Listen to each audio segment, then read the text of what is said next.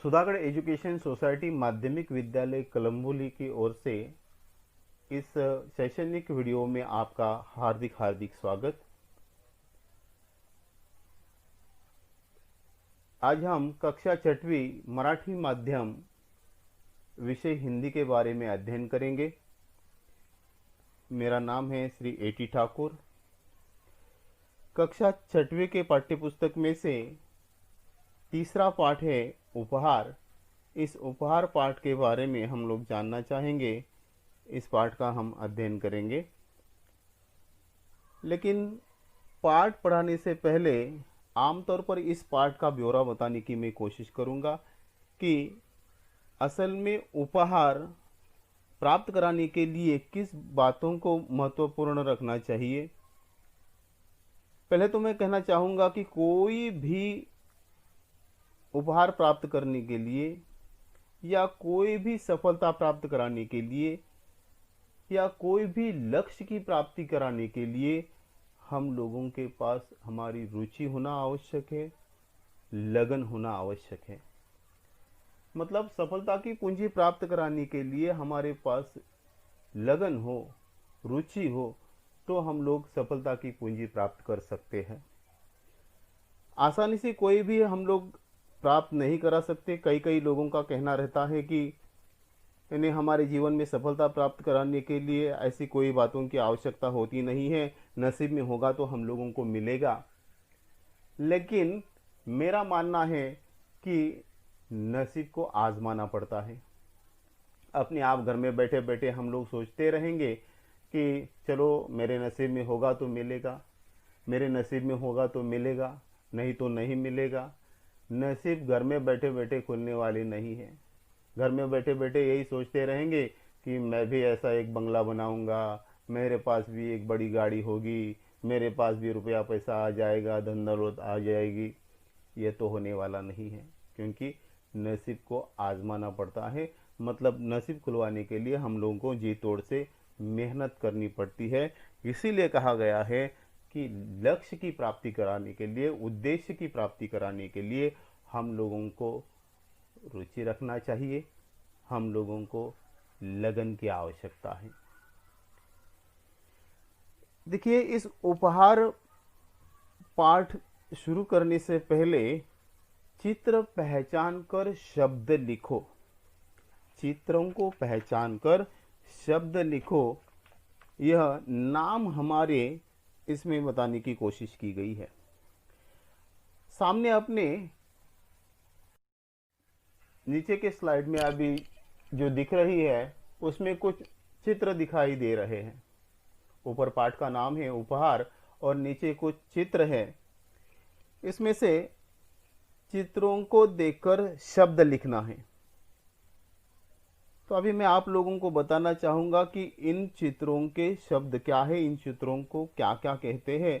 जरा ध्यान से सुनिए बच्चों। पहला चित्र है घर, दूसरे चित्र में नदी है, तीसरा चित्र है फल, यानी यह अमरूद का फल है, चौथा चित्र है पहाड़, पांचवा है बोरा, छठवां है चाबियां, सातवां है लोग, आठवां है दूध, नौवां है बूढ़ा और 10वां चित्र है मिठाई। देखिए, फिर एक बार ध्यान से सुनिए। घर, नदी, फल, पहाड़, बोरा, चाबियां, लोग, दूध, बूढ़ा और आखिरी है मिठाई। आप लोगों को इन चित्रों के नाम तो अभी ध्यान में आए होंगे। अभी हम पाठ की शुरुआत करेंगे। पाठ का नाम है उपहार। अभी पाठ का स्पष्टीकरण देने से पहले मैं बताना चाहूंगा कि आम तौर पर इस पाठ की कहानी क्या है। इस पाठ का ब्यौरा कुछ संक्षेप में मैं आप लोगों को कहना चाहूंगा। बच्चों जरा ध्यान से सुनिए कि पाठ की कहानी इस प्रकार की है कि एक गांव में ऋत्विक नाम का लड़का रहता था। लड़के का नाम क्या है? ऋत्विक। और ऋत्विक नाम का जो लड़का है वह गांव के पास में जो एक मेला लगा हुआ है, वह मेला पुस्तक मेला है। मतलब जहां पर पुस्तकें बेची जाती है, खरीदी जाती है। ऐसे पुस्तक मेले में वह अपने मित्रों के साथ जाना चाहता है, लेकिन उसकी माँ उस मेले में भेजने के लिए तैयार नहीं होती। उसे कहती है कि बेटा, अपने घर में कोई बड़ा आदमी नहीं है, अकेले इतनी दूर जाना उचित नहीं है, ठीक नहीं है। इसीलिए उसे इन्हें जाने के लिए मना कर लेती है। माँ ने मना करने की वजह से यह जो ऋत्विक है वह नाराज होकर, उदास होकर, दुखी होकर एक पेड़ के नीचे जा बैठता है। जब वह पेड़ के नीचे जाकर बैठ जाता है, थोड़ी देर में उसकी दृष्टि ने कुछ पेड़ों के पीछे चली जाती है, जहां पर इन्हें बहुत तेज रोशनी फैली हुई दिखाई देती है। वह उठकर कि अचानक वहां पर पेड़ के नीचे यानी कुछ प्रकाश फैला हुआ है, रोशनी फैली हुई है, वह क्या है ये देखने के लिए वहां पर चला जाता है। वहां पर चले जाने के बाद देखता है तो वहां पर एक सुंदर सुनहरे पंखों वाली परी खड़ी उसे दिखाई देती है। वहां पर सुंदर परी को देखकर वह हैरान हो जाता है और वह पूछ लेता है कि तुम कौन हो। वह परी कहती है कि मैं परी हूं, लेकिन तुम यहां उदास क्यों बैठे हो। ऋत्विक को ऐसा सवाल करने के बाद यह जो ऋत्विक है वह परी का प्रश्न सुनकर उसके आंखों में आंसू आ जाते हैं। मतलब वो जैसे कोई रोने लगता है और बताने लगता है परी को कि मैं ने पुस्तक मेला देखना चाहता हूँ और कुछ किताबें खरीदना चाहता हूँ, लेकिन मेरी माँ वहाँ पर भेजने के लिए राजी नहीं है, तैयार नहीं है। तब परी उसे हौसला बंधाने के लिए, उसे खुश कराने के लिए कहती है कि तो इसमें रोने वाली बात नहीं है, इसमें उदास होने वाली बात नहीं है। समझो, मैं तुम्हारी मदद के लिए ही यहाँ पर आई हूँ, लेकिन मैं तुम्हें तभी मदद करूंगी जब तुम परीक्षा में क्या हो जाओगे, उत्तीर्ण हो जाओगे। मतलब मैं तुम्हारी परीक्षा लूंगी और उस परीक्षा में यदि तुम उत्तीर्ण होगे तो मैं तुम्हारी मदद करूंगी। इस बात पर यह ऋत्विक भी परी को पूछ लेता है कि कौन सी परीक्षा। तो फिर परी कहती है हंसकर कि यदि बता दिया तो परीक्षा कैसी। यह जो ऋत्विक है वह सुनकर कहता है कि ठीक है, और वह वहां से चला जाता है। अभी चले जाने के बाद ऋत्विक को रास्ते में चलते चलते एक पोटली मिल जाती है। मतलब एक गठरी मिल जाती है जिसमें कुछ चीजें हैं अंदर। वो गठरी मिलने के बाद वहाँ पर आसपास में कोई नहीं रहता, और वह गठरी मिलने के बाद उस गठरी को मैंने खोलना चाहता है, उस गठरी के अंदर क्या है वह देखना चाहता है। इस प्रकार के विचार उसके मन में आ जाते हैं। थोड़ी देर में वह सोच लेता है कि यह गठरी मेरी नहीं है तो उसे खोलने का अधिकार भी मुझे नहीं है, और इसीलिए वह गठरी न खोलते हुए इन्हें वैसे ही रख देता है। गठरी अपने हाथ में लेकर वह चलता है।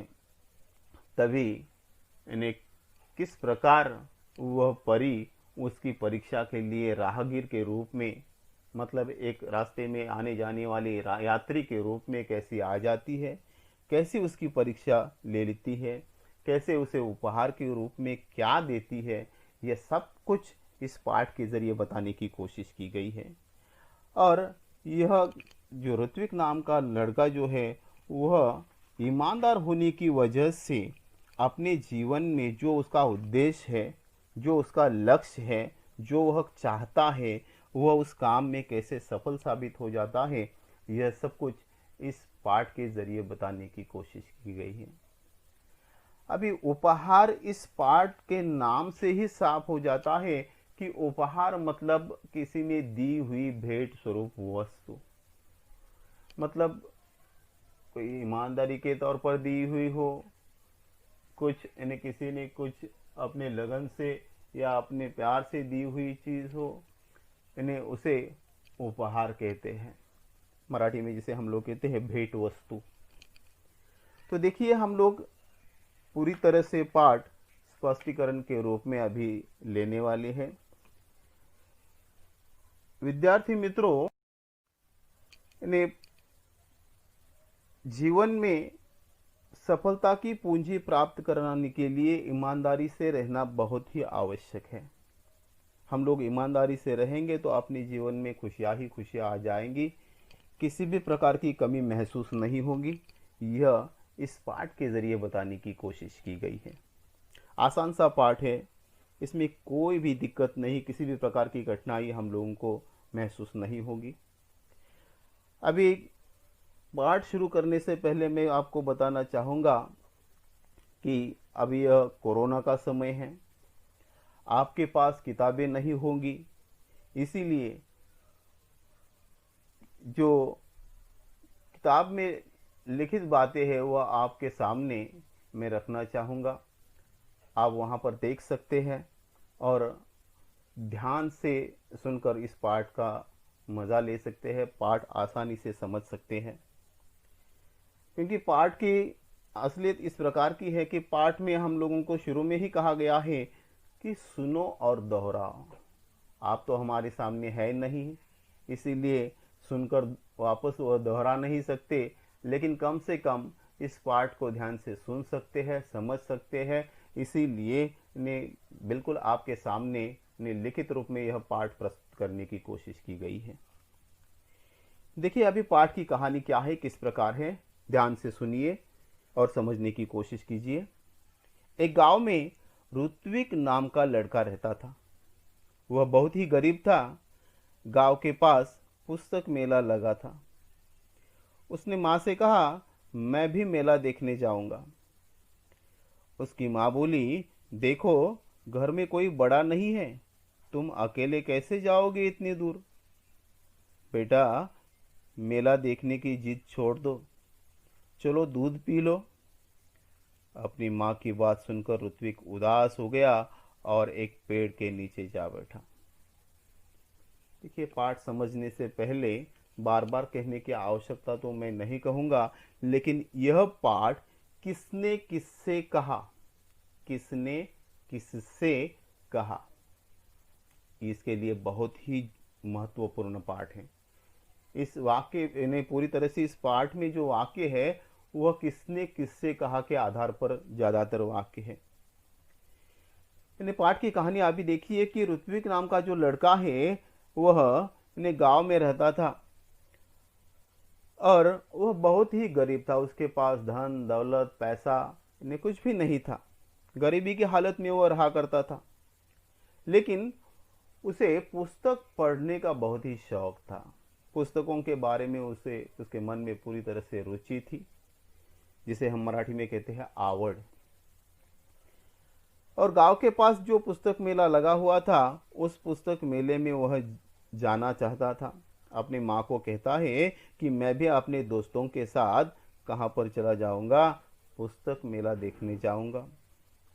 उस वक्त उसने जो हट किया था, जिद की थी पुस्तक मेला देखने की, उसके बारे में उसकी माँ उसे बताती है कि बेटा देखो अपने घर में कोई तो बड़ा व्यक्ति है नहीं है, तुम अकेले कैसे इतनी दूर जाओगे।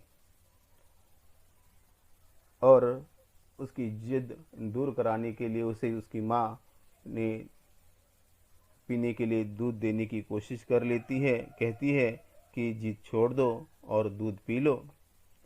माँ की इस बात को सुनकर ऋत्विक उदास हो जाता है, नाराज हो जाता है, दुखी हो जाता है और उस दुख भरी स्थिति में वह एक पेड़ के नीचे जा बैठता है।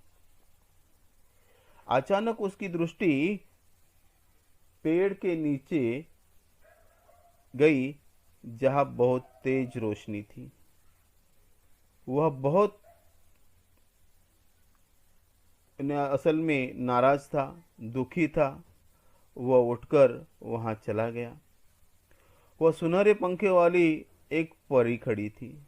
देखिए वहां पर चले जाने के बाद उसने देख लिया उस पेड़ के नीचे जहां पर वो बैठा हुआ था, वहां पर उसकी दृष्टि या उसकी नज़र जहाँ पर चली गई वहाँ पर प्रकाश फैला हुआ उसे दिखाई दिया और उठकर उस प्रकाश की ओर वह चला गया। वहाँ पर चले जाने के बाद उसने देख लिया कि एक सुंदर ऐसी सुनहरे पंखों वाली परी खड़ी वहाँ पर उसे दिखाई दी।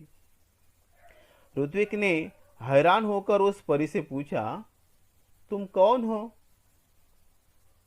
वह बोली, मैं परी हूं, लेकिन तुम यहाँ उदास क्यों बैठे हो? जिस वक्त ऋत्विक ने पूछा कि तुम कौन हो, उस वक्त जवाब के रूप में परी ने कहा कि मैं परी हूं।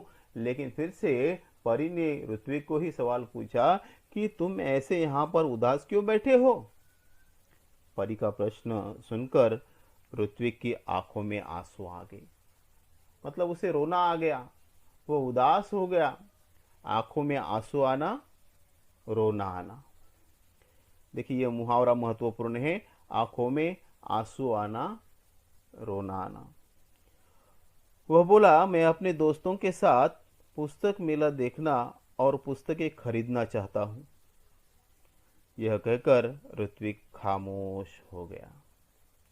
खामोश हो जाना यह दूसरा मुहावरा है, चुप रह जाना।